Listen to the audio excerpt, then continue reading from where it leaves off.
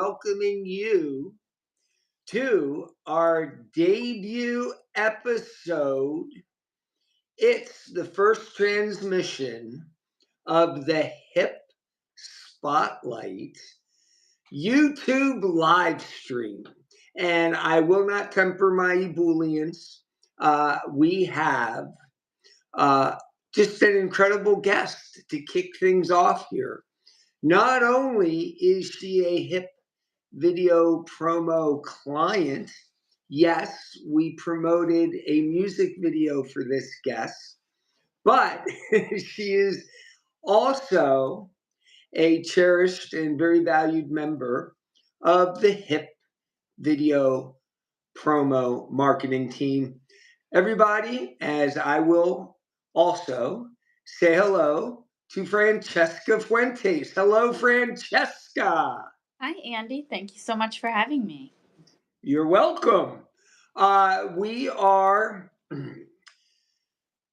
as a team, very proud of you. Thank you. I'm really happy to have you guys.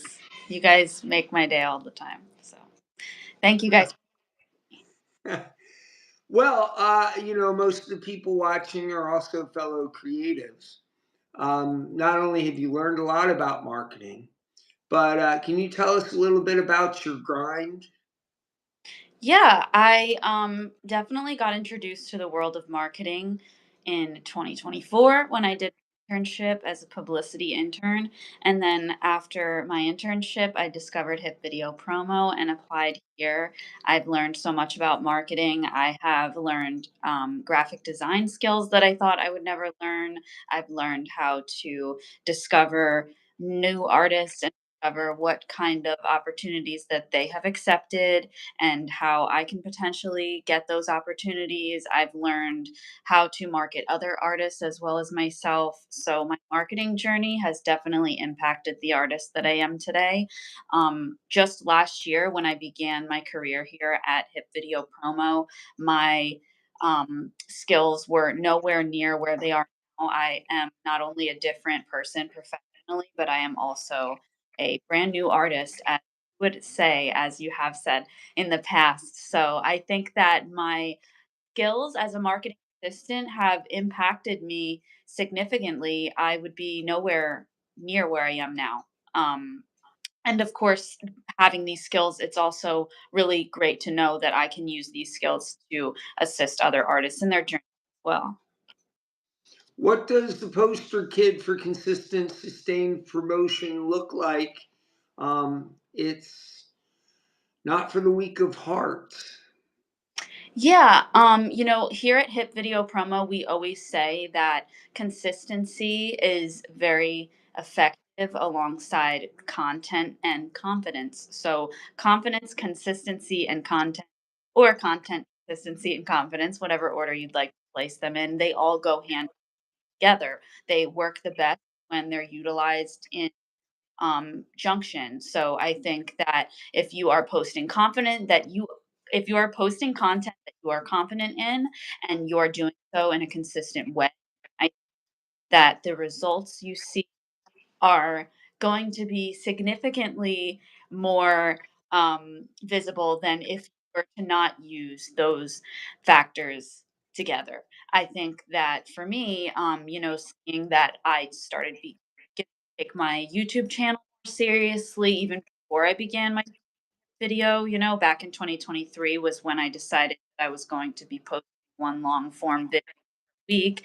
And I did so for about 8 to 9 weeks, and I saw increased traffic to my channel, subscribers. I saw overall confidence in myself because when you put in the time to create content, interact with an audience, try to grow an audience, you realize in yourself, wait, I can do this, and I am confident, and I'm able to develop these skills, and I can do something like this. And then with that confidence, um, begun, you begin to feel like you can be consistent. So see how all those three work together.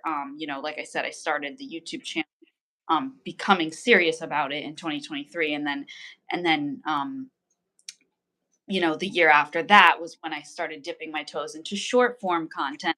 little bit late to the party because I was a little avoidant of TikTok for a long time. But I hopped on the train pretty soon afterwards. I realized that you have to stay on top of trends and you do have to stay on top of what's going on social media. You cannot avoid any platforms. That thing if you want to be an artist. You do have to remain active on all of them more than others. But upon my experience in using those platforms and creating short form content was where I also saw a traffic to my channel. And now I have been experimenting with live streaming and I really like it because I love that you get to interact with people in real time. So I think artists definitely need to be utilizing every feature of their social media platforms, I would say. After the enormous success of I Just Want to Be Your Lover Again, you have released the follow up. I have. And it was very recently, it was Friday, September 26th. And I'll tell you, from small acorns, big oak trees can grow. And you have certainly sprouted up quickly. We get it. You got to be doing the things that your less talented, much more lazy competition are not doing. And yes, you are doing it. And it's quite the follow up. Yet another song with love in the title. Yes. In this new release, you are sharing with us the story of When I Fall in Love. Yes, I this song has been 5 years. Well, it was finished 5 years ago, and then, but at the same time, it also took 3 years to write it before that. So I guess this song has been 8 years in the making, and it, I believe, was so well worth the wait. I am very excited. It has a different sound than what I've been releasing. What I released prior to this was an experimental project called Can't Hide EP. It was a commercial pop EP that was produced by Russell Hayden. Russell encouraged me to try something different, and I was very scared of that because I was coming from a place called When I Fell in Love. That was the song that I had to leave behind. Um, I wasn't sure what my next steps were in music, so Can't Hide EP was the solution to that. But then, after it came out, I sort of felt the momentum going. I felt people were excited. People really liked I Just Want to Be Your Lover Again. And I am, preparing the release of my full length album. So I kind of thought to myself, well, what if I just give people um, look into what I had to leave behind? What would it be like to give people context to my big record, which talks about how my first record was left behind?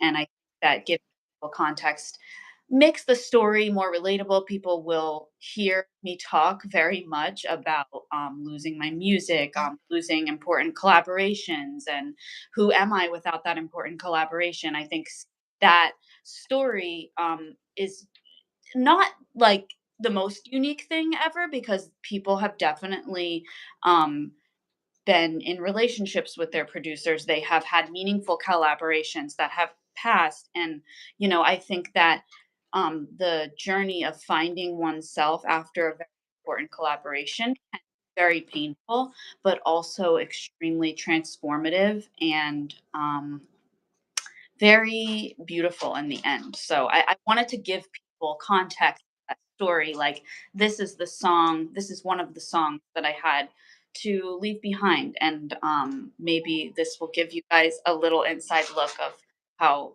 you know, it was hard for me to leave behind. I think I hear Buster the Cat being a nuisance. Is I that correct? Yeah, I don't know what he is digging around in, but yeah. Okay.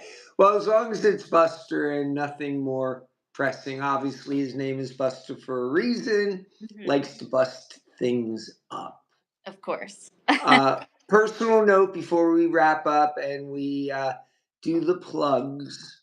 Mhm. Um, When I Fell in Love is quite the warm blanket of a song. It is uh, a song you should very much go and listen to. This is new music, ladies and gentlemen. This is stuff that, as someone who's been ensconced in this world for a while, I can strongly encourage you and recommend to you that you go check out Francesca Fuentes' When I Fell in Love. And how do you do that, Francesca?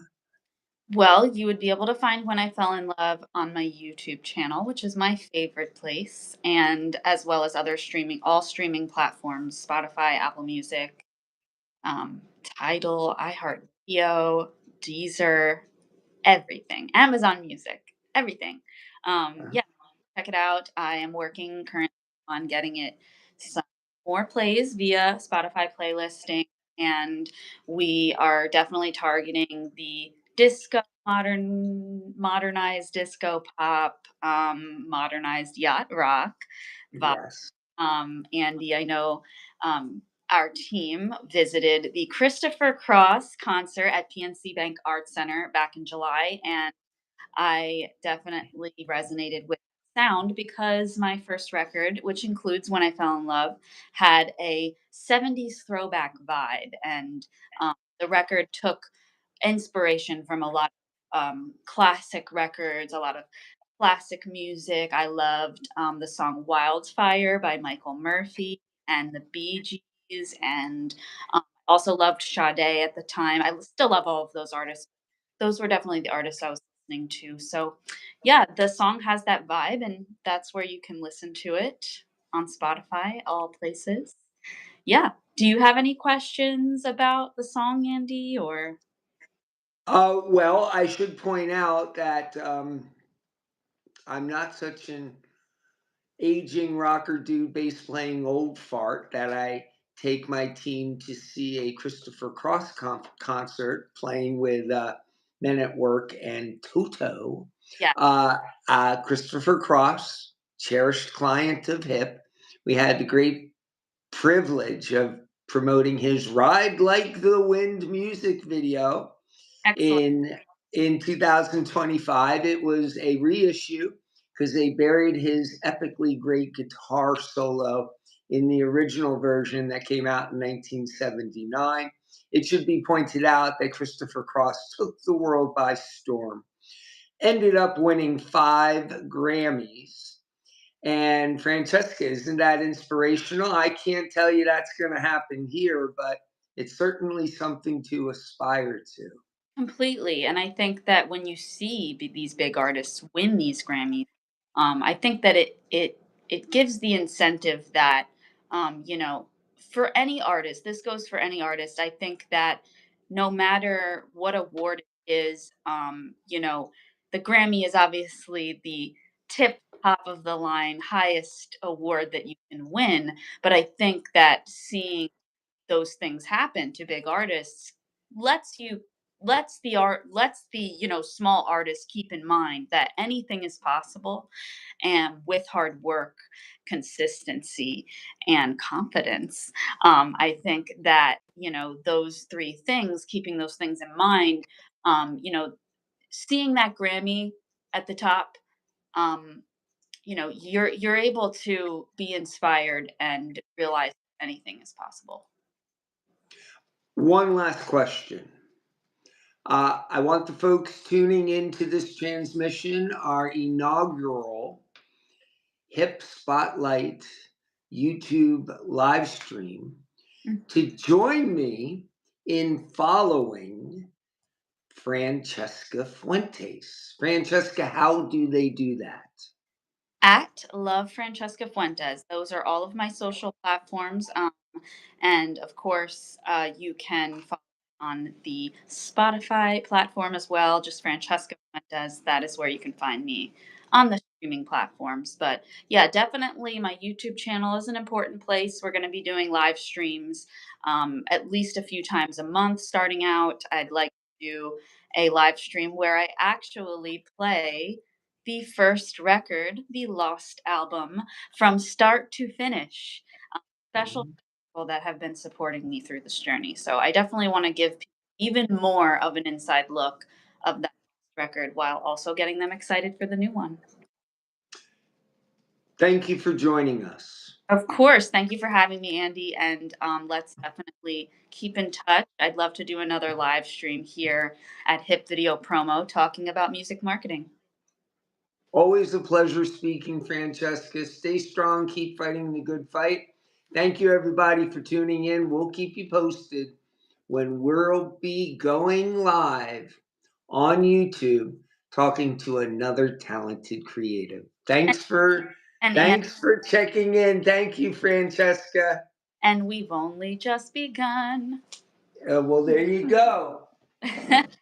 You've got Patty, you've got Linda, you've got Janice, and yes, you've got Karen. Thanks, Francesca. See ya. Thanks, Andy. Okay, you're welcome.